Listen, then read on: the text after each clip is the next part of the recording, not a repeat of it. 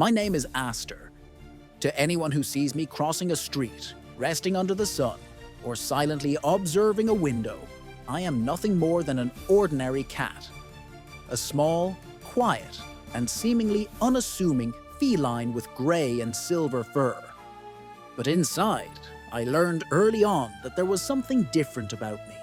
Ever since I was a kitten, I perceived things that other cats ignored.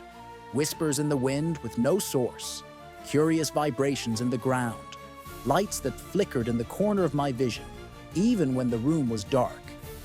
Nothing that humans noticed. Not even other felines seemed to react. I thought I was simply overly sensitive. Over time, I realized that it wasn't sensitivity. It was perception. A kind of sixth sense, deep and instinctive, that guided me to peculiar places. Places where the air seemed to hold memory, where the walls guarded stories, where time did not flow normally. The episode that would change everything happened on an ordinary afternoon. The city was silent, and I was walking down a narrow alley behind an abandoned warehouse. There, I found an ancient wall with wide, deep cracks, but one of them seemed to pulse lightly, as if breathing. I came closer. The air vibrated strangely, like when we feel a machine working behind a wall, but without sound. The vibration did not come from the world around. It came from the crack itself. It was as if it were a window to something my eyes could not see. I sat there, drawn in the way cats are drawn to boxes, to sunbeams, to silent mysteries. And then, without realizing it, my body relaxed, my eyes grew heavy, and I fell asleep. But that would not be an ordinary sleep. I woke up with the warm wind brushing past my ears. I opened my eyes slowly, feeling the dry air graze my fur. The light hitting me was not the same as before. It was intense, golden, almost liquid. As I stood up, I realized the alley had vanished. Beneath my paws, the earth was bright and hot. The scent was dense, a mixture of sand, perfumed oil, and distant smoke. The sound of the world was different. Sung voices, firm footsteps, distant drums, animals I had never heard. I recognized nothing, but something inside me recognized everything. I lifted my head and saw before me a world that seemed to have come out of a dream. Imposing columns, light stone buildings, colorful fabrics swaying in the wind, and a vibrant city full of life. I was in ancient Egypt. Humans walked everywhere, dressed in light linen clothes, carrying baskets, jars, and papyrus scrolls. The light reflected on the golden bracelets they wore. And the strangest thing was, no one seemed surprised to see me in the middle of the street. Some even stopped to observe me. A man offered me water in a small clay vessel. A woman touched the ground with her hand and made a gesture of greeting. Children smiled as they passed me. I was not a stranger to them. I was welcome. Around me, other cats walked naturally, but unlike me, they seemed only to enjoy the warmth of the sun or look for food. None seemed to feel the vibrations I felt. However, humans treated all of us with unusual respect. I followed the streets, observing. The cats of Egypt had a different air. Not wild, but revered. They were at home, in shops, in temples, sleeping on cushions and being fed with care. They had been accepted not just as animals, but as living symbols. The respect they received was profound. Some humans left small offerings of fish, milk, or flowers. Others simply smiled when they saw them pass, as if the mere presence of a cat brought protection and harmony. I began to understand. The Egyptians didn't just like cats. They believed we were carriers of something spiritual, a bridge between the known and the unknown. And for the first time, I felt that this world knew something about me, that my own time did not. I followed the scent of incense, which floated through the air in soft waves.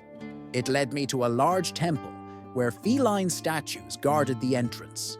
They were enormous, carved in stone, with eyes painted deep blue, reflecting the sunlight as if they were alive. Bastet, the goddess who represented protection, joy, fertility, and cats. The temple door was open, and humans entered with fruits, perfumes, and small sculptures as offerings. A light, hypnotic melody came from within. I walked inside without fear. The temperature changed, cooler, quieter, full of invisible echoes. I felt a shiver run through my entire body, as if I were entering a place that had always waited for me. A priest approached. He wore a white tunic, adorned with a golden collar. He stopped before me, motionless, his eyes fixed on mine for long seconds. He seemed to see something beyond my physical body, something that not even humans of my time had ever noticed. Slowly, he knelt, not as one bows to an animal, but as one recognizes an ancient presence. I felt my heart race. I was not just part of that place. I was part of something much greater, something that had transcended ages. Without touching me, he made a gesture with his hands, as if tracing an invisible protection around me. And then he murmured the name of Bastet with devotion. In the center of the temple was a large altar, surrounded by torches and ceramic vases. The light danced on the walls, reflecting shadows of carved cats everywhere. The air was dense with the scent of cedar oil and dried flowers. I walked slowly, hearing my steps echo. The energy there seemed alive, not electric, but pulsating. And as I advanced, I felt as if I were crossing an invisible layer of the world, one that humans could not access. Other priests chanted serenely, asking for the goddess's protection, and every word seemed to vibrate in sync with my own body. The priests gathered around a bowl of oil. One of them lit it, and soft flames rose, releasing a golden smoke that ascended slowly, as if it had a will of its own. The entire room glowed with this movement. The vibration I had felt in the fissure returned, now much stronger. It was in every corner of the temple, pulsing in the walls, the columns, the statues, and inside me too. It was as if time were saying, "You have been here before," not physically, but somehow spiritually. As if my ability was not an accident, but an echo of something the Egyptians already knew. I approached the bowl. The fire crackled and the flames reflected in my eyes. The oldest priest noticed this. He leaned his face closer and whispered something I didn't understand, but I felt. It was as if he were speaking to me directly, beyond language. Suddenly, the floor beneath my paws grew warm, then hot, then vibrant. The energy passed from the stone to me, and my whole body tingled. I was not just in a temple. I was at a point where time was shallow, thin, almost broken. The priests did not see. For them, it was just part of the ritual. But I knew that vibration was the same one that brought me here. I looked around. Bastet's statues seemed to stare at me. The stone eyes, so perfect, reflected the light of the torches as if they were alive. For an instant, I felt as if they recognized me, not as an individual, but as a species. I understood then why the Egyptians revered cats. For them, we were protectors, guardians, messengers between worlds, and symbols of what exists on the invisible plane. And in a way, they were right. My ability to feel temporal fissures, to cross eras, to perceive echoes of the past. Perhaps it was not something new. Perhaps it was something ancestral, an ancient gift that my lineage carried without humans realizing it. The fire grew. The walls trembled slightly. The air became denser. The vibration grew so strong that my whiskers tingled. It was as if the entire temple had become a single living organ, pulsating in harmony. And then I heard, not with my ears, but with something inside me, a call, a deep echo, resonating like an ancient voice. It was not a language, but a feeling, an invitation. I knew I was about to travel again. Time did not wait. It just pulled me when it wanted to show something. The golden smoke began to move in spirals. The floor beneath my paws glowed with a bluish light. The vibration took shape, rippling in the air like invisible water. The priests continued the ritual, unaware of the temporal storm around me. The light grew stronger. Shadows trembled. A wind that did not exist before swept my fur back. And then, without warning, reality seemed to fall apart.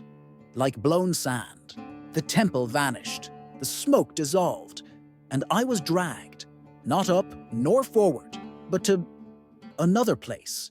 When I opened my eyes, I felt the cold stone floor beneath my paws. It was night, and the air was heavy with dust and tension. Lights flickered in the distance. I heard metallic sounds, hurried footsteps, clashes of metal, shouts. The atmosphere was heavy, like before a battle. I blinked, trying to understand. Shadows moved around me, tall, human, wearing armor and holding shields. I didn't know where I was yet, but I knew one thing. Egypt was not the end. It was just the beginning. I had been pulled into another critical moment in time, a turning point that would change the world forever.